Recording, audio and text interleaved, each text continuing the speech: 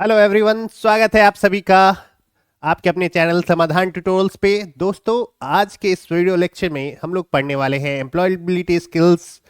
आप सभी को पता होगा आईटीआई के एग्जाम में अगर दूसरा इंपॉर्टेंट जो सब्जेक्ट है वो है हमारा एम्प्लॉयबिलिटी स्किल्स। ठीक है, अगर आप देखोगे तो आपका एग्जाम जो होता है 150 मार्क्स का होता है। इसमें से 50 मार्क्स जो है वो एम्प्लॉयबिलिटी स्किल्स से पूछे जाते हैं और सबसे ज़्यादा जो है वेटेज दिया जाता है ट्रेड थ्योरी को। तो अगर आप ये दो सब्जेक्ट कवर करके जाते हो तो आपके लिए बहुत ही हेल्पफुल होगा एग्जाम को पास करना, अच्छा मार्क्स लाना। ठीक है, तो आज के इस सेक्शन में हम लोग शुरू करने वाले हैं एम्प्लॉयबिलिटी स्किल्स को। और जैसा कि आप जान रहे हैं कि आपके सारे क्वेश्चन जो आते हैं वो आते हैं कैसे, ऑब्जेक्टिव टाइप के। तो हमने इस पूरे सीरीज में केवल ऑब्जेक्टिव क्वेश्चंस को ही कवर किया है। ठीक है, ऐसे इससे रिलेटेड थ्योरी जो है वो भी आपको देखने को मिलेंगी। एक एक करके हम लोग सारे वीडियोस जो है वो कवर करेंगे। तो देखिए, आज हम लोग एक एक करके समझेंगे, कुछ क्वेश्चन करेंगे। अराउंड 40 to 50 क्वेश्चन जो है हम लोग ट्राई करने वाले हैं इस पहले चैप्टर से रिलेटेड। ठीक है, तो चलिए देखते हैं। सबसे पहले शुरुआत करते हैं कि आखिर आपको पढ़ना क्या है एम्प्लॉयबिलिटी स्किल में। और ये जो है जो एम्प्लॉयबिलिटी स्किल है, आप सभी को पता होगा कि ये सारे ट्रेड के लिए सेम सिलेबस दिया गया है। तो कोई भी आपका ट्रेड हो, चाहे आप इलेक्ट्रिशियन हो, फिटर हो या कोई भी, आप इस वीडियो को यूज कर सकते हैं, प्रैक्टिस कर सकते हैं इससे, ताकि आप अच्छा परफॉर्म कर पाओ। तो चलिए हम लोग क्या करते हैं, सबसे पहले हमारा जो सिलेबस है उसको देख लेते हैं कि आपका सिलेबस क्या क्या है। तो देखिए, इतने सारे जो टॉपिक्स हैं, अराउंड 16 चैप्टर जो है आपको पहले फर्स्ट ईयर में आपको कवर करने हैं। ठीक है, जो पहला है उसमें आपको व्यवहारिक कौशल पढ़ना है। उसके बाद थोड़ा सा आपको इंग्लिश का जो है नॉलेज होना चाहिए, तो आपको अंग्रेजी साक्षरता के बारे में पढ़ना है। उसके बाद संचार कौशल के बारे में पढ़ना है। कंप्यूटर का बेसिक्स पढ़ना होता है। ऑपरेटिंग सिस्टम क्या होता है, एमएस ऑफिस क्या होता है, इन सारी चीज़ों को आपको एक एक करके पढ़ना है। फिर उसके बाद आपको कंप्यूटर नेटवर्क और इंटरनेट पढ़ना है। फिर उद्यमिता कौशल पढ़ना है। कार्यस्थल पर दक्षता पढ़ना है। व्यावसायिक सुरक्षा, स्वास्थ्य और खतरा पढ़ना है। पर्यावरण से रिलेटेड जागरूकता आपको जानना जरूरी है। सफलता के लिए क्या क्या कौशल हैं वो जानना है। श्रम कल्याण विधान के बारे में जानना है। गुणवत्ता प्रबंधन से रिलेटेड आपको टॉपिक कवर करना है। व्यावसायिक जीवन के लिए आपको तैयारी कैसे करें, इससे रिलेटेड आपको कॉन्सेप्ट को समझना है। और ग्राहक से संपर्क या सेवा के रिलेटेड। तो इतने सारे चैप्टर जो है ना आपको करने हैं। ठीक है, तो आज के इस चैप्टर, आज हम लोग जो है फर्स्ट चैप्टर को, व्यवहारिक कौशल को, इस चैप्टर को हम लोग देखने वाले हैं। तो इससे रिलेटेड क्या क्या है कॉन्सेप्ट, ये हम लोग देखेंगे। देखिए, आप थोड़ा सा अगर ध्यान देंगे तो आपको ये पता चलेगा कि ये सारी चीजें क्यों सिखाई जा रही है। तो दो समस्याएं हो सकती है। देखिए, कई बार ऐसा होता है कि एज ए आप अगर पढ़ के जा रहे हो तो कई बार ऐसे लोग भी होंगे, कुछ आप में से ऐसे स्टूडेंट होंगे जो आगे चल के अपना कुछ खुद का बिजनेस सेटअप करेंगे, है ना। तो वैसे कंडीशन में आपको ये पता होना चाहिए कि आखिर हम लोग दूसरे से काम कैसे कराएं, क्या रूल्स हैं उससे रिलेटेड, दूसरे से हम लोग आउटपुट कैसे बेहतर ले सकते हैं, अपने वर्क फ्लो को कैसे बेहतर कर सकते हैं, है ना, मैनेजमेंट कैसे बेहतर करें। या फिर अगर एज ए आप किसी इंस्टीट्यूशन के पार्ट है, आप किसी इंडस्ट्री के पार्ट हैं, तो आपके क्या राइट्स हैं, है ना, ये सब आपको पता होना चाहिए। तो इन सब की जानकारी देने के लिए ही ये सारे टॉपिक जो है वो कवर कराए जाते हैं। ठीक है, तो आप देख ही पा रहे हो आजकल जो कंप्यूटर है ना, आपको कम्युनिकेशन स्किल आपका जितना बेहतर होगा उतना बेहतर आप परफॉर्म करोगे, है ना। आपका जो ग्रोथ है वो उतना बेहतर हो पाएगा। तो हम लोग को क्या करना है, एक एक करके ये सारी चीजों को, है ना, जो भी आप स्क्रीन पे आप देख पा रहे हो, है ना, ये आपका टोटल सिलेबस है फर्स्ट ईयर का। तो एक एक करके हम लोग को इन सारी चीजों को जो है वो कवर करना है। ठीक है, तो ज्यादातर हम लोग है ऑब्जेक्टिव के थ्रू करेंगे। जहां जरूरत होगा छोटे छोटे वीडियो जो है मैं तैयार कर रहा हूं, जिससे आप जो है थ्योरी जो इससे रिलेटेड है उसको भी आप कवर कर पाए। तो उम्मीद करता हूं कि आपको इस वीडियो से बहुत हेल्प मिलेगा। तो एक रिक्वेस्ट है, अगर आपने चैनल को सब्सक्राइब नहीं किया है तो जरूर सब्सक्राइब कर लीजिएगा, है ना, और बेल आइकन को प्रेस कर दीजिएगा। और उसके अलावे अगर आप चाहते हो कि थोड़ा बहुत अपने दोस्तों को भी हेल्प कर दीजिएगा, शेयर कर दीजिएगा, ताकि इससे थोड़ा हम लोग को भी मोटिवेशन मिल पाए कि हम और बेहतर आपके लिए कंटेंट ला पाए। तो चलिए शुरू करते हैं व्यवहारिक कौशल से रिलेटेड। जो हमारा आज का ऑब्जेक्टिव सेशन है, देखते हैं कि कुछ क्वेश्चन कैसे कैसे पूछे जाते हैं इसमें। देखिए, तो ये पहला क्वेश्चन है, डैश कौशल प्रवृत्तियों का समूह है जो प्रत्येक व्यक्ति में देखे जा सकते हैं, है ना। डैश कौशल, कौशल इंग्लिश में बोलते हैं स्किल, है ना। स्किल मतलब जो चीज आता है किसी को, उसको हम लोग क्या कहते हैं, स्किल, है ना। जैसे आप इलेक्ट्रिशियन अगर आप कर रहे हो ट्रेड से, तो आपको इससे रिलेटेड जो भी मशीन्स हैं उसको ऑपरेट करना, उसको मेंटेन करना, उसको रिपेयर करना, उसको बनाना, ये सब आएगा। तो ये क्या हुआ, ये आपके अंदर स्किल हुआ, है ना। स्किल को हम लोग क्या कहते हैं, हिंदी में कहा जाता है कौशल, है ना, स्किल। तो डैश कौशल प्रवृत्तियों का समूह है जो प्रत्येक व्यक्ति में देखे जा सकते हैं। ठीक है, तो पहला है व्यवहारिक, दूसरा है संचार, तीसरा है विचारधारा और चौथा है सहानुभूति। ठीक है, तो इसमें क्या होगा कि इसका जो आंसर है वो है आपका फर्स्ट आंसर जो है, व्यवहारिक कौशल जो है वो प्रवृत्तियों का समूह है ना। प्रवृत्ति मतलब एक तरह से विचारधारा या कोई काम करने का जो आपका क्या कह सकते हैं, एटीट्यूड आप कह सकते हैं थोड़ा बहुत। ठीक है, तो व्यवहारिक कौशल क्या होता है, प्रवृत्तियों का वह समूह है जो प्रत्येक व्यक्ति में देखा जा सकता है ना। सब में किसी न किसी प्रकार का व्यवहारिक कौशल होता है, किसी में अच्छा होगा, किसी का बुरा होगा, मतलब पॉजिटिव नेगेटिव सारी चीजें हो सकती है। ठीक है, चलिए अगला देखते हैं क्वेश्चन क्या है, व्यवहारिक कौशल को अन्य किस नाम से जाना जाता है। ठीक है, व्यवहारिक कौशल को अन्य किस नाम से जाना जाता है। ठीक है, तो व्यवहारिक कौशल आपके ऑप्शन क्या है, व्यवहारिक प्रवृत्ति, व्यवहारिक क्षमता, सहकारी कौशल और इनमें से कोई नहीं, है ना। तो इसका जो सही आंसर होता है वो क्या है, व्यवहारिक क्षमता, ऑप्शन बी जो है इसका राइट आंसर है। हम लोग व्यवहारिक कौशल को व्यवहारिक क्षमता नाम से भी जानते हैं।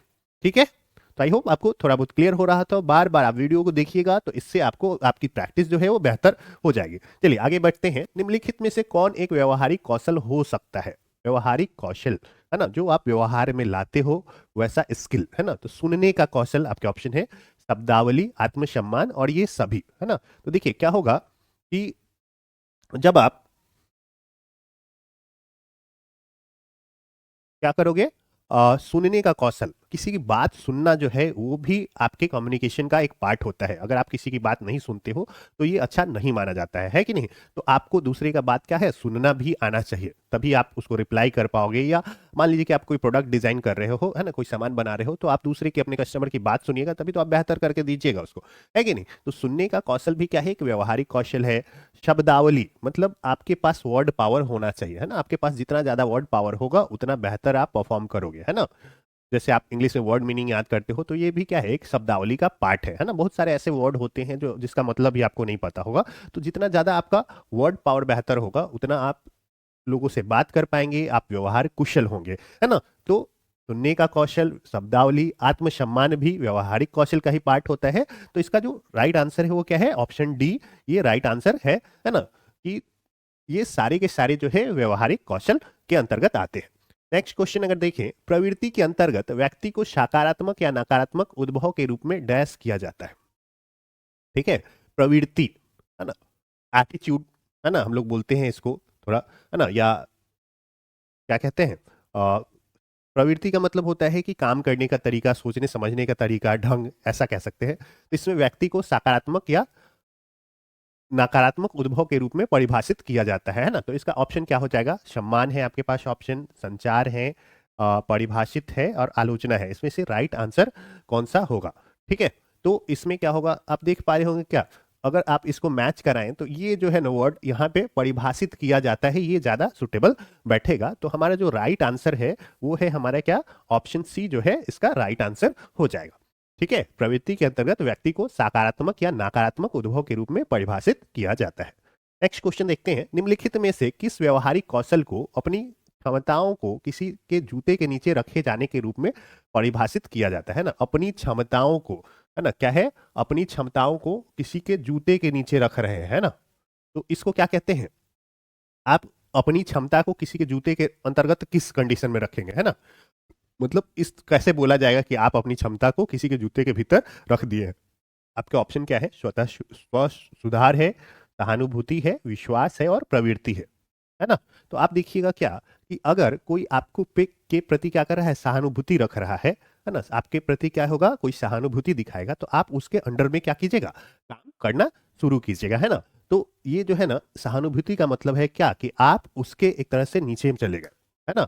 तो सहानुभूति को हम लोग क्या कहते हैं, अपनी क्षमताओं को किसी के जूते के नीचे रखना, है ना। तो इसका ऑप्शन जो हो जाएगा हमारा राइट आंसर क्या हो जाएगा, वो हो जाएगा ऑप्शन बी जो है वो राइट आंसर हो जाएगा। चलिए नेक्स्ट क्वेश्चन देखते हैं। निम्नलिखित में से कौन सा कथन अपेक्षा निर्धारण से संबंधित है। अपेक्षा निर्धारण, अपेक्षा का मतलब क्या होता है, अपेक्षा का मतलब होता है किसी से कोई उम्मीद रखना, ठीक है। अपेक्षा, आप देखिएगा, आप किसी को अगर जॉब दे रहे हैं, आप किसी से को काम पे रख रहे हैं, तो आप जरूर उसको बताइएगा कि देखिए आपसे ये उम्मीद किया जाता है कि आपको ये काम हमको करके देना है, इतने दिन के अंदर में इतना सारा आपको काम करना पड़ेगा, है ना। तो इसी को हम लोग कहते हैं क्या, अपेक्षा निर्धारण, ठीक है। और ये अगर एक एम्प्लॉय को, है ना, एम्प्लॉय उसको कहते हैं जो काम करता है, तो उसको पता होना चाहिए कि जो हमको जॉब दे रहा है ना, उसको क्या हमसे चाहिए, है ना। और वो भी क्लियरली लिखा होना चाहिए ना, अगर वो पेपर पे लिखा हुआ है ना, तो ये ज्यादा बेहतर होता है ना। तो आप देखिएगा, अगर आप एम्प्लॉयर हैं, है ना, एम्प्लॉयर का मतलब आप किसी को जॉब पे रखे हैं, तो आप एम्प्लॉयर कहे जाएंगे, और जो आपके लिए काम करेगा वो एम्प्लॉय कहलाता है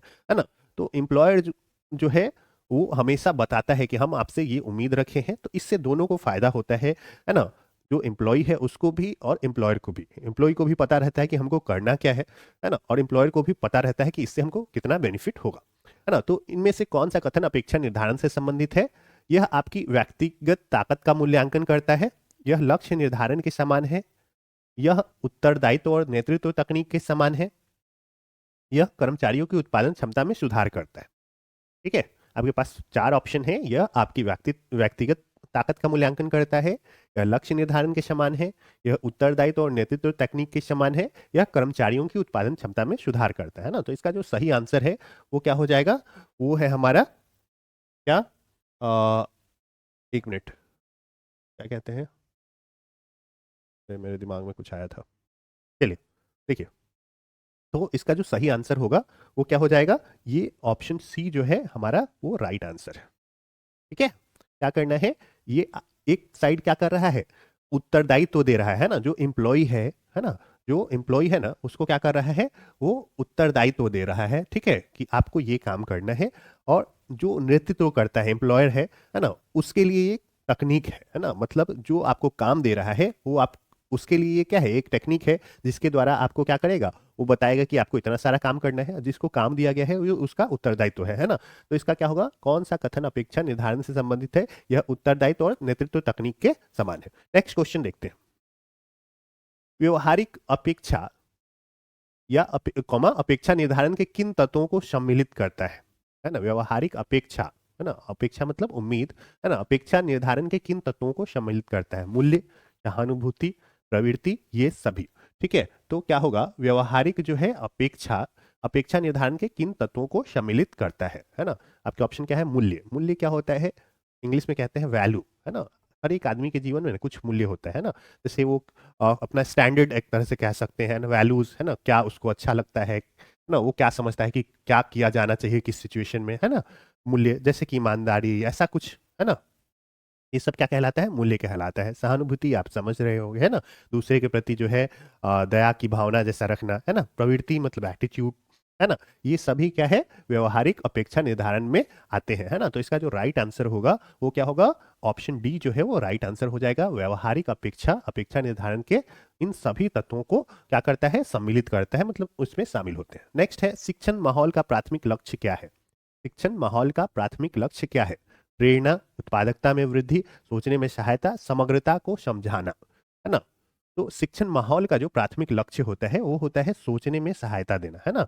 अगर आप, आपका एजुकेशन का काम यही है कि आपका सोच जो है वो बदल देना, है ना, एक बेहतर तरीके से आप सोच पाए, यही हमारा क्या है, शिक्षण माहौल का काम है ना। जैसे जैसे आप पढ़ाई करते हो वैसे वैसे आपका जो थिंकिंग लेवल है वो क्या होता है, वो बेहतर होते चला जाता है, ठीक है। तो शिक्षण माहौल का प्राथमिक लक्ष्य है आपको सोचने में सहायता देना। अगला क्वेश्चन है, सीखने के माहौल के लिए कौन से क्षेत्र महत्वपूर्ण है, ठीक है। सीखने के माहौल के लिए कौन से क्षेत्र महत्वपूर्ण है ना। माहौल क्या होता है, जैसे मान लीजिए कि आप किसी को पढ़ाना चाह रहे हो, है ना, किसी को सिखाना चाह रहे हो, या आप सीखने गए हो, तो वो क्या होता है, जो आपको सिखा रहा है, जो संस्थान जहाँ पे आप पढ़ने गए हो, वो आपको एक बढ़िया माहौल देगा, तब आप बेहतर तरीके से चीजों को सीख पाओगे, ठीक है। तो क्या होता है, सीखने के माहौल के लिए ना आपको ऑप्शन क्या क्या दिया गया है, शारीरिक माहौल चाहिए, मनोवैज्ञानिक, अनुदेशीय, है ना, उसके बाद है दूसरा है शारीरिक और भावनात्मक, तीसरा है भावनात्मक और अनुदेशीय, और चौथा है अनुदेशीय और शारीरिक, है ना।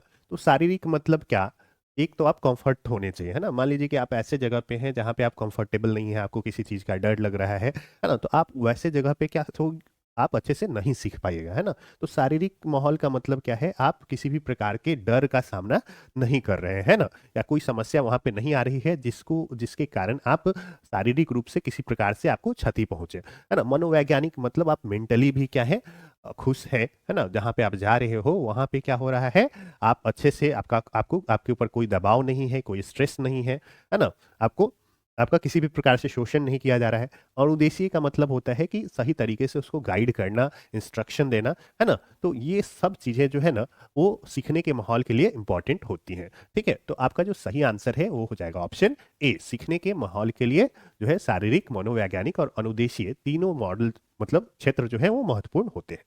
नेक्स्ट अगर क्वेश्चन देखें,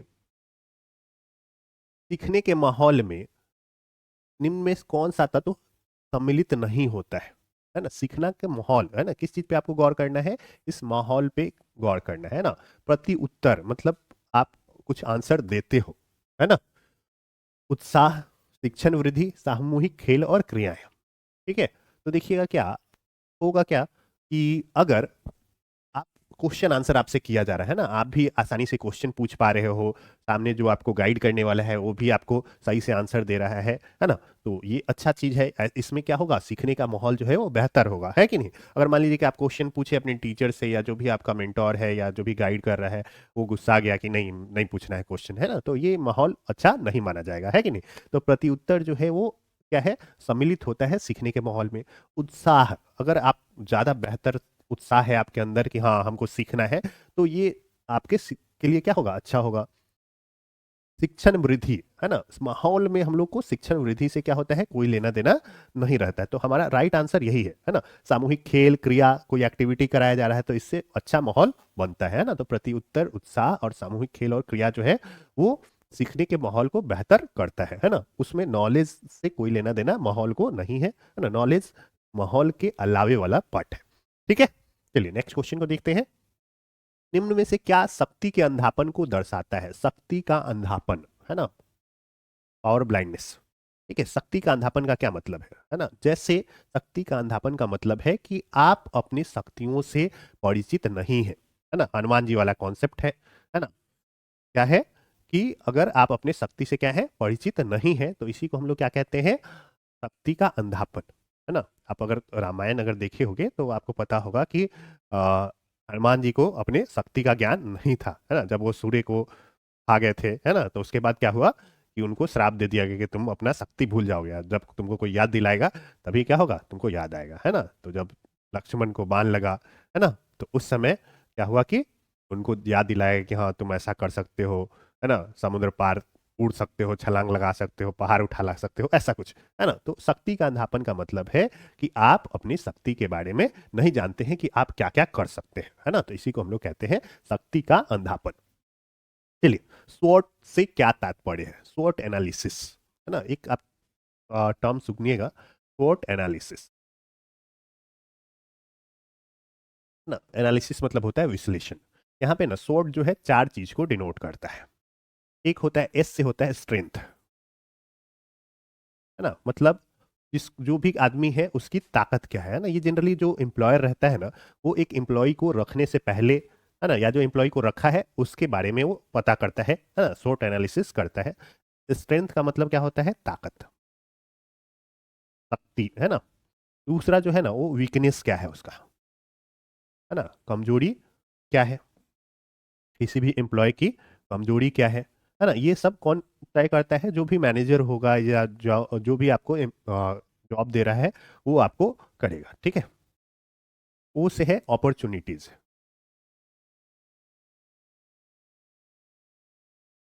अपॉर्चुनिटीज का मतलब होता है अवसर, है ना। क्या चीज है, जैसे कोई काम कर रहा है, उसकी ताकत क्या है, उसकी कमजोरी क्या है ना, उसको क्या क्या अवसर मिलेगा।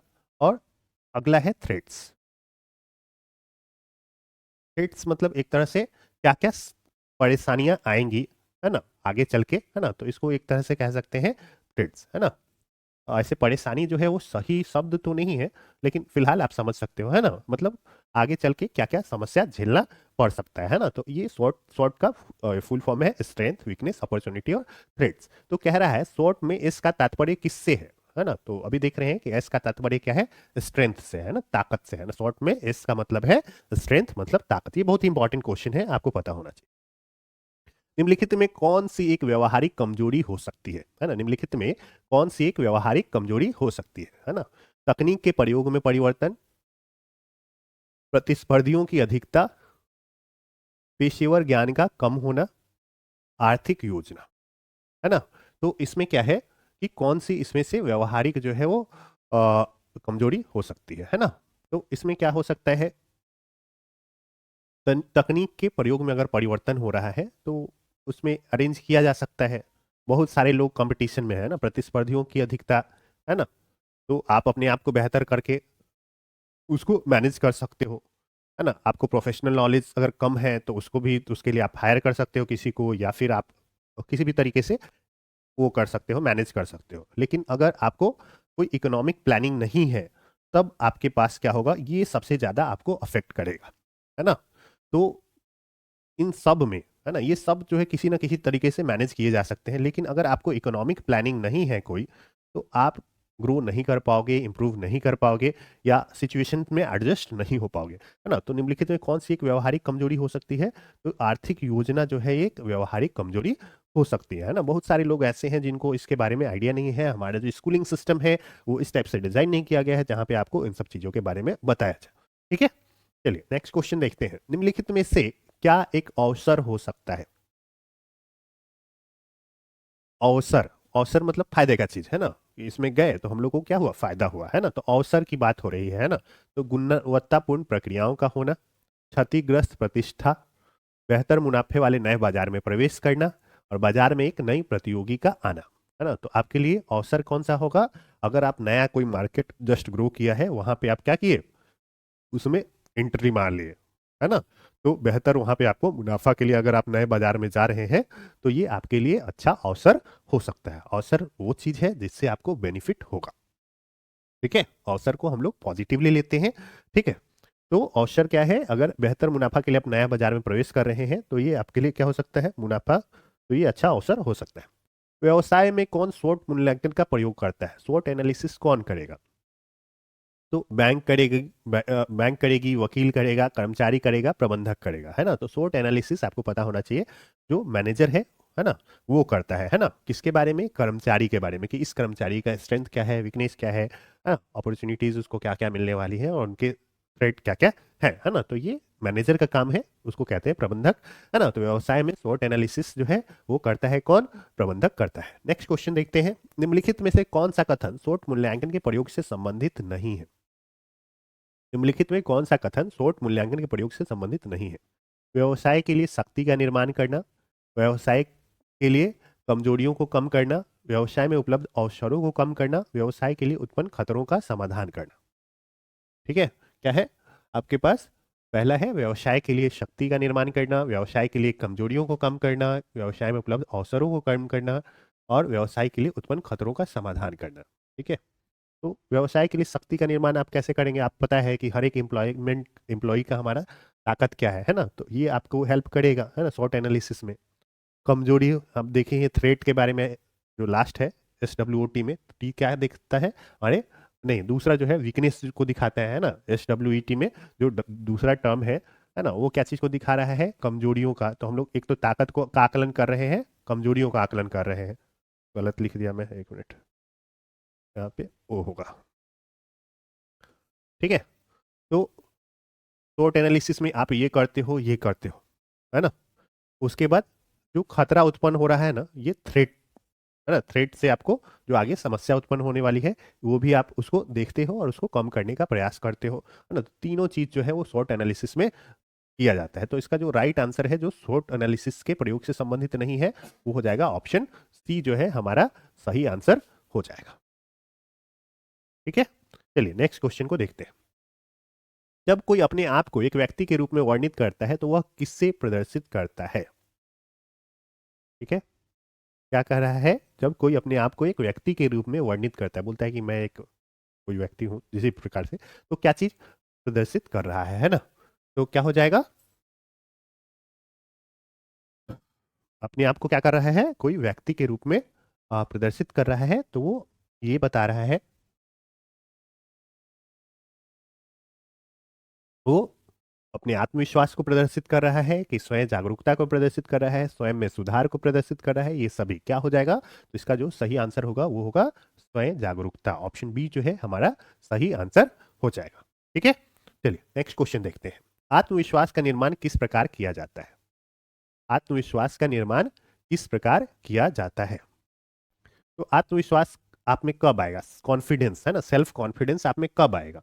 जब आप क्या करोगे, बहुत मेहनत करोगे किसी भी फील्ड में, है ना, उसको सीखने के लिए, अपने आप को बेहतर बनाने के लिए, है ना, तब आप में क्या होगा कि आत्मविश्वास आएगा, है ना। तो आत्मविश्वास का निर्माण कैसे होगा? तो सफल होने से पहले अगर आप मेहनत करिएगा बहुत सारा, है ना, तभी आप में अंदर क्या हो जाएगा, आत्मविश्वास आएगा, है ना। आप देखते हो जब आप जॉब कर, आजकल जो भी लोग तैयारी कर रहे हैं जॉब की, है ना, तो बहुत लंबे समय तक आप जब तैयारी करते हो तो आप में अंदर कॉन्फिडेंस आ जाता है, उस कंडीशन में आपका सिलेक्शन हो जाता है ना। अगर आप तुरंत चाहिएगा कि हम गए और तो मेरा सिलेक्शन हो जाए, तो ऐसा बहुत ही कम चांस देखने को मिलेगा, है ना। जब तक आप बहुत मेहनत नहीं करते हो तब तक आपको अभी के समय में सक्सेसफुल होना बहुत मुश्किल है। चलिए नेक्स्ट क्वेश्चन देखते हैं। आत्म जागरूकता आत्मविश्वास में डैश करती है। ठीक है, आत्म जागरूकता जो है वो आत्मविश्वास में डैश करती है ना। संतुलन, प्रत्युत्तर, विनाश और सुधार, है ना। अपने बारे में अगर आप जान रहे हो कि हम क्या है ना, तो आपको क्या होगा कि आत्मविश्वास आपका जो है वो बेहतर होता चला जाएगा, है ना। तो ये सुधार करती है, आत्मविश्वास, आत्म जागरूकता जो है आपके आत्मविश्वास में क्या करती है, सुधार करती है। नेक्स्ट क्वेश्चन देखते हैं। आत्मविश्वास से परिपूर्ण व्यक्ति हमेशा अपने आसपास उपस्थित व्यक्तियों की डैश करता है, कभी कभी सराहना, आलोचना, हमेशा प्रशंसा, प्रतिभा की खोज। जिसके पास सेल्फ कॉन्फिडेंस है ना, तो उसको पता है कि हम कुछ, जो चीज हम जिस फील्ड में है उस फील्ड के हम मास्टर है ना, हम बेस्ट है ना, तो उसको उससे कोई फर्क नहीं पड़ेगा कि कोई कैसा परफॉर्म कर रहा है ना। वो जान रहा है कि इससे मेरे मुझे कोई समस्या नहीं होने वाली है किसी के बेहतर करने से, है ना। तो वो कोशिश करता है कि हम उसको आगे और बढ़ाएं, है ना। तो वो जो आत्मविश्वास होगा ना, वो हमेशा अपने आसपास जो उपस्थित लोग होंगे ना, उनकी प्रशंसा वो करता है। ठीक है, चलिए अगला क्वेश्चन देखते हैं। डैश प्रक्रिया के अंतर्गत विशिष्ट संस्थान की संवेदात्मक प्रभावी व्याख्या की जाती है। ठीक है, डैश प्रक्रिया के अंतर्गत विशिष्ट संस्थान की संवेदात्मक प्रभावी व्याख्या की जाती है। कुछ वर्ड आपको ना यहाँ पे थोड़ा सा डिफिकल्ट लग सकता है, ये पहला चैप्टर में है ना, तो थोड़ा सा आपको प्रैक्टिस की ज़्यादा ज़रूरत हो सकती है। ठीक है, तो आप जरूर एक वीडियो को, इस वीडियो को खास करके, जो पहला चैप्टर है थोड़ा सा कॉम्प्लेक्स है बच्चों के वर्ड के लिए, तो थोड़ा सा आप ज़्यादा प्रैक्टिस करें तो वो आपके लिए ज़्यादा बेहतर होगा। ठीक है, तो आपके ऑप्शन क्या क्या है?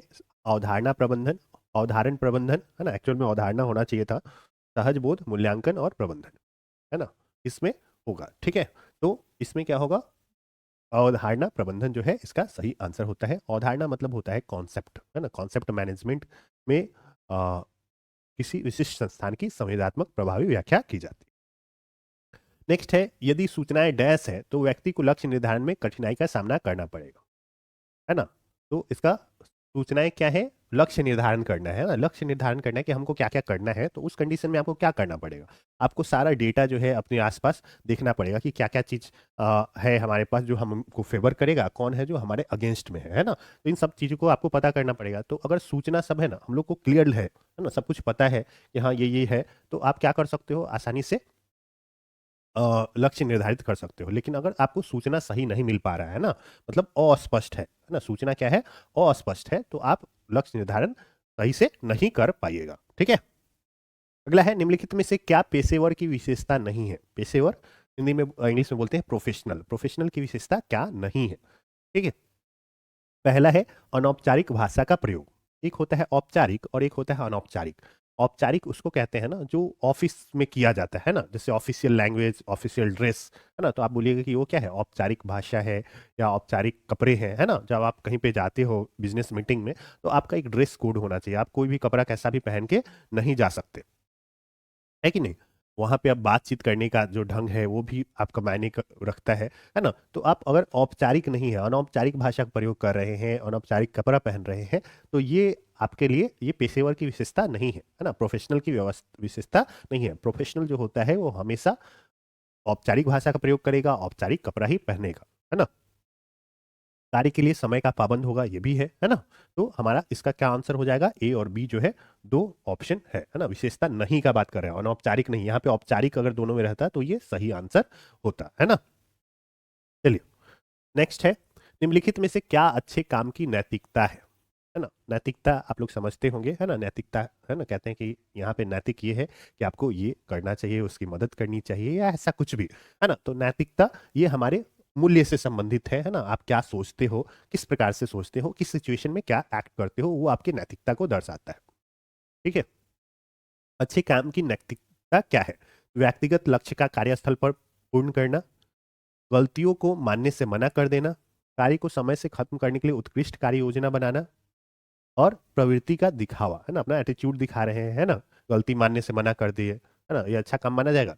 अपना व्यक्तिगत लक्ष्य आप कार्यस्थल पे पूरा कर रहे हैं ना, आप गए जहाँ पे आप काम करते हैं वहां पे अपने घर का काम कर रहे हैं, है ना। तो ये सब अच्छे काम की नैतिकता नहीं है ना। तो क्या होगा, ऑप्शन सी जो है वो हमारा राइट आंसर हो जाएगा कि कार्य को समय से खत्म करने के लिए उत्कृष्ट कार्य योजना बनाना, ठीक है। चलिए नेक्स्ट क्वेश्चन की ओर बढ़ते हैं। किसके अंतर्गत एक व्यक्ति का दूसरे व्यक्ति के साथ व्यवहार को समझा जाता है ना। एक व्यक्ति का दूसरे व्यक्ति के साथ व्यवहार समझा जाता है, किसके अंतर्गत, गुणों के अंतर्गत, सहानुभूति के अंतर्गत, शिष्टाचार के अंतर्गत और नैतिकता के अंतर्गत, है ना। चार आपके ऑप्शन है, क्या है, गुणों के अंतर्गत, सहानुभूति के अंतर्गत, शिष्टाचार के अंतर्गत और नैतिकता के अंतर्गत, है ना। तो आप नैतिकता के अंतर्गत आपको देखता है ना कि कितना नैतिक है ना, या अनैतिक है, ये किस में दिखता है, आपको दिखता है जब आप दूसरे के साथ व्यवहार करते हैं, है ना। तब आपकी नैतिकता जो है वो दिखती है। चलिए नेक्स्ट क्वेश्चन देखते हैं, नैतिकता हमें किससे अलग रखती है, ठीक है। गलतियों को करने से, पछतावे की संभावना से, ए और बी दोनों से, है ना। तो इसमें क्या हो जाएगा, नैतिकता हमें किससे अलग रखेगी, गलती करने से भी और पछतावे की संभावना से। एक मिनट, गलती करने से, पछतावे की गलती करेंगे तो, अगर करेंगे तो पछतावा होगा, है ना, दोनों होगा, है ना। क्या होगा, गलती करने से भी और पछतावे की संभावना से भी दूर रखती। एक मिनट सोचिए, गलती करने से और पछतावे की संभावना से, अगर हम गलती करेंगे तो उससे नैतिकता रोक देगी, पछतावा। चलिए इसमें होगा क्या, जैसे मान लीजिए कि आप गलती नहीं कीजिएगा लेकिन आपको क्या हो सकता है, पछतावा हो सकता है कई बार, है ना। मान लीजिए कि अगर आप गलती किए, किसी का आप हड़प लिए कोई चीज, है ना, तो वो तो नैतिकता नहीं कहलाएगी, है ना। तो गलती करने से नैतिकता रोकेगी, लेकिन अगर आप नहीं लिए तो हो सकता है कि पछतावा हो सकता है ना। तो इसका जो राइट आंसर है ना वो ये होगा, गलती करने से आपको रोकेगी, है ना, पछतावे की संभावना से अलग नहीं रखेगी, ठीक है। चलिए नेक्स्ट क्वेश्चन देखते हैं, नैतिकता हमें मानवीय जीवन में क्या सिखाती है ना। परेशानियां, गुण, गुस्सा, ये सभी नैतिकता हम लोग को क्या सिखाती है मानवीय जीवन में, परेशानियां, गुण, गुस्सा, सभी। तो क्या होगा, सिंपल सा, ये तो इजी है ना, गुण सिखाती है, ठीक है। हम लोग को क्या सिखाती है, गुण सिखाती है। नेक्स्ट है, शिष्टाचार के दिशा निर्देश किसके लिए आवश्यक होते हैं। शिष्टाचार के दिशा निर्देश किसके लिए आवश्यक होते हैं, अच्छी आदतों के लिए, व्यवहारिक बुद्धि के लिए, विनम्रता के लिए, ए और सी दोनों के लिए, है ना। ए क्या है, अच्छी आदत के लिए, विनम्रता के लिए, व्यवहारिक बुद्धि के लिए, है ना। तो क्या हो जाएगा आपका आंसर जो है वो हो जाएगा क्या, इसका आंसर हो जाएगा डी, है ना। मतलब अच्छी आदत भी सिखाती है और विनम्रता भी सिखाती है, ठीक है। नेक्स्ट क्वेश्चन, किस कारण से कार्यस्थल को एक सामाजिक व्यवस्था के रूप में देखा जाता है, सांस्कृतिक विविधता के कारण, संबंध और जाल तंत्र के कारण, पदों के अनुक्रमों के कारण, उपरोक्त सभी, है ना। तो ऐसे ये सारी चीजें जो होती है ना, आप देखेंगे तो प्रेजेंट रहती है ना वहाँ पे, ठीक है। लेकिन यहाँ पे जो सही आंसर है वो है संबंध और जाल तंत्र के कारण, है ना। वहाँ पे आपको पॉलिटिक्स दिखेगा, लोग अलग अलग प्रकार से एक दूसरे से जुड़े रहेंगे, है ना। तो इस कारण से जो कार्यस्थल है उसको एक सामाजिक व्यवस्था के रूप में देखा जाता है। नेक्स्ट है, कार्यस्थल पर सामाजिक संबंध को बनाना क्यों आवश्यक है, कार्यस्थल पर सामाजिक संबंध को बनाना क्यों आवश्यक है ना। तो आप क्या करोगे, कार्यस्थल पर अगर अच्छा संबंध रहेगा लोगों के बीच, है ना, तो वो बेहतर तरीके से काम करेंगे, और बेहतर तरीके से जब काम करेंगे तो आपका प्रोडक्शन जो है वो बेहतर बनेगा, है ना। मतलब उत्पादकता में क्या होगा, वृद्धि होगा, है ना। कार्यस्थल पर सामाजिक संबंध अगर अच्छा होगा तो उत्पादकता में क्या होगी, वृद्धि होगी। चलिए नेक्स्ट क्वेश्चन है, कार्यस्थल पर सहकर्मी सम्मान और स्वीकृति क्यों आवश्यक है। सहकर्मी सम्मान मतलब साथ काम करने का वाले लोग को हम लोग क्या कहते हैं, सहकर्मी कहते हैं ना, इसको कलीग कहा जाते हैं, है ना। ये आपको पता होना चाहिए ना, जो साथ आपके काम करता है ना उसको क्या कहते हैं, कलीग कहते हैं, सहकर्मी कहते हैं, ठीक है। तो उसका सम्मान करना और उसकी स्वीकृति क्यों आवश्यक है, तो संबंधों के निर्माण के लिए, कर्मचारियों को जोड़ने तथा समूह की भावना उत्पन्न करने के लिए, आत्मसम्मान में सुधार के लिए, उपरोक्त सभी, ठीक है। तो इसमें क्या हो जाएगा, अच्छा संबंध निर्माण के लिए भी हो जाएगा, कर्मचारियों को जोड़ने ये सब के लिए भी, समूह की भावना उत्पन्न हो, इन सब के लिए जो है ये कार्यस्थल पर सहकर्मियों का सम्मान और स्वीकृति जरूरी है। अगला क्वेश्चन है, एक सहयोगात्मक दल में डैश को समान लक्ष्य की पूर्ति के लिए सम्मिलित किया जाता है। एक सहयोगात्मक दल में डैश को समान लक्ष्य की पूर्ति के लिए सम्मिलित किया जाता है ना। पहला ऑप्शन क्या है, विभिन्न कौशल समूह, दूसरा है काम करने की क्षमता, तीसरा है समान नैतिकता, और चौथा है प्रभावी संप्रेषण वाले को, है ना। तो हम लोग क्या करेंगे, एक टीम अगर बना रहे हैं ना और लक्ष्य पूर्ति करना है कोई भी, तो हम लोग क्या करेंगे, अलग अलग कौशल समूह, अलग अलग स्किल वाला जो है रहेगा, जो अलग अलग डिपार्टमेंट हमारा काम करेगा, तो हमारा लक्ष्य का जो है वो प्राप्ति या पूर्ति किया जा सकता है, ठीक है। तो क्या हो जाएगा, हमारा जो ऑप्शन हो जाएगा, ऑप्शन ए जो है वो सही हो जाएगा। दूसरा, डैश कार्यस्थल पर डैश कार्यस्थल पर मार्गदर्शन के लिए आवश्यक है ना। कार्यस्थल पर मार्गदर्शन के लिए क्या आवश्यक है, अगर आप लोग काम कर रहे हो है ना कहीं पे भी, तो आपका मार्गदर्शन कौन करेगा, है ना। तो प्रेरणा, अपेक्षा, समान लक्ष्य और अनुभूति, है ना। तो इसका जो सही आंसर होगा वो क्या होगा, वो है समान लक्ष्य, है ना। अगर सबका लक्ष्य समान है तभी आपको सही गाइडलाइन जो है वो मिल पाएगा, है ना। मतलब आप सोच पाइएगा कि हमको करना क्या है कि नहीं। अगर लक्ष्य आपका समान नहीं है तो आपका मार्गदर्शन मतलब आप सही डायरेक्शन में नहीं मूव कर पाएंगे। चलिए अगला क्वेश्चन देखते हैं, निम्नलिखित में क्या शिष्टाचार का कार्य नहीं है। शिष्टाचार का कार्य नहीं है, व्यक्तिगत सुरक्षा प्रदान करना, दूसरों की भावना को सुरक्षित रखना, कार्य के स्तर में सुधार करना, और नकारात्मक प्रभाव का निर्माण करना, ठीक है। इसका जो आपका सही आंसर होगा, है ना, कि नकारात्मक प्रभाव क्या होगा, ये शिष्टाचार जो है वो उत्पन्न नहीं करता है, ठीक है। चलिए नेक्स्ट है, निम्नलिखित में से कौन उत्तरदायी नागरिक है। देखिए ऑप्शन क्या है, वह जो दूसरे को व्यक्ति का सम्मान करता है तथा जो सार्वजनिक हित के लिए कार्य करता है, जो व्यक्ति समूह में रहता है, जो गंदगी को फैलाता है, जो पर्यावरण को प्रदूषित करता है। तो ये तो नहीं होगा, ये भी नहीं होगा, और ये केवल होना क्या है, केवल ग्रुप में रहिएगा तो ग्रुप में तो गुंडे मवाली भी रहते हैं, है कि नहीं। तो ये तीनों ऑप्शन नहीं हुआ, तो क्या हो गया, ऑप्शन ए जो है हमारा वो सही हो जाएगा। चलिए नेक्स्ट क्वेश्चन देखते हैं, किसके द्वारा नागरिक और राष्ट्र अर्थव्यवस्था का में सुधार करता है। अर्थव्यवस्था मतलब रुपए पैसे से रिलेटेड बात हो रहा है कि नहीं। तो स्वयं का सेवा करके, वोट करके, करों का भुगतान करके, नियमों का पालन करके, क्या होगा, ऑप्शन सी जो है ना। आप टैक्स देते हो, है ना, कर मतलब क्या है, टैक्स, है ना, टैक्स आप देते हो तो उससे क्या होता है, अर्थव्यवस्था जो है वो देश की बेहतर होती है। अगला है, निम्न में से कौन सा एक प्रेरणा स्रोत हो सकता है। निम्न में से कौन एक प्रेरणा स्रोत हो सकता है ना। पहला है, जो जीवन में हमेशा सफल होता है, जो जीवन में हमेशा सकारात्मक प्रवृत्ति और व्यवहार को प्रदर्शित करता है, जो अपने आप की सफल व्यक्ति के साथ तुलना करता हो, जो व्यक्तिगत लक्ष्यों को बढ़ावा देता हो, है ना। तो क्या हो जाएगा, जो हमेशा जीवन में क्या है, सकारात्मक है, चाहे कैसा भी सिचुएशन रहे वो हमेशा पॉजिटिव एटीट्यूड दिखाता है ना, और वैसा ही बिहेव करता है, वो एक प्रेरणा स्रोत हो सकता है दूसरों के लिए, कि देखो वो क्या है, ऐसे माहौल में भी वो बेहतर तरीके से सोच रहा है या कर रहा है। अगला है, निम्नलिखित में कौन सा व्यक्ति कभी प्रेरणादायक नहीं हो सकता, है ना। खिलाड़ी, व्यवसायी, गायक, चोर, तो ये तो सिंपल सी बात है ना। क्या होगा, चोर जो होगा वो आपको प्रेरित नहीं करेगा। अगला है, प्रभावी संप्रेषण कला प्रदर्शित करती है। प्रभावी संप्रेषण कला, कम्युनिकेशन स्किल, बातचीत करने का तरीका, अपने जानकारी को, अपनी इंफॉर्मेशन को दूसरे तक पहुंचाने की कला, है ना, क्या प्रदर्शित करती है ना। अभिव्यक्ति क्षमता को, प्रत्युत्तर देने की क्षमता को, सुनने की क्षमता को, इनमें से सभी को, है ना। तो सभी को, अभिव्यक्ति मतलब अपनी बात को आप वो कर पा रहे हो, उसका उत्तर दे पा रहे हो, सुन पा रहे हो, ये सब आपको प्रभावी संप्रेषण कला में आता है। अगला है, स्वॉट के प्रथम चरण के अंतर्गत पहचान की जाती है। स्वॉट के प्रथम चरण में तो सबसे पहले एस की पहचान की जाती है। एस क्या है, स्ट्रेंथ है। स्ट्रेंथ मतलब क्या होता है, ताकत, है ना। स्ट्रेंथ की पहचान की जाती है, तो ताकत मतलब शक्ति, है ना। तो स्वॉट के प्रथम चरण में क्या होता है, शक्ति की पहचान की जाती है। अगला है धारण को प्रभावित करने वाले कारक नहीं है ना। अच्छा सॉरी, धारणा को, है ना। धारणा मतलब किसी एक सोच के प्रति, है ना, कि ऐसा होता है ना, वहाँ का आदमी अच्छा नहीं है ना, ऐसा हम लोग बोलते हैं। या वो बहुत गुस्सैल आदमी है, ऐसा हम लोग बना लेते हैं कई बार, अपने मन में विचार बना लेते हैं। तो इसका क्या हो जाएगा, इसका जो सही आंसर हो जाएगा क्या, देखिए, स्कीमा, सामाजिक स्तर, सांस्कृतिक ज्ञान और प्रेरित स्तर, है ना। तो इसका जो सही आंसर है वो क्या है, सांस्कृतिक ज्ञान जो है वो धारणा को प्रभावित नहीं करता है ना।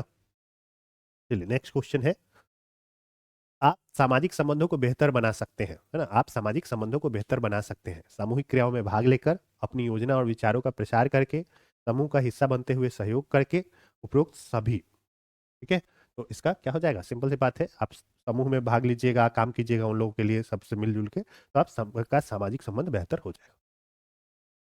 गैस लक्ष्य व्यक्तिगत लक्ष्य से बड़े होते हैं, सामाजिक, सांस्कृतिक, सामूहिक, स्वयं के, है ना।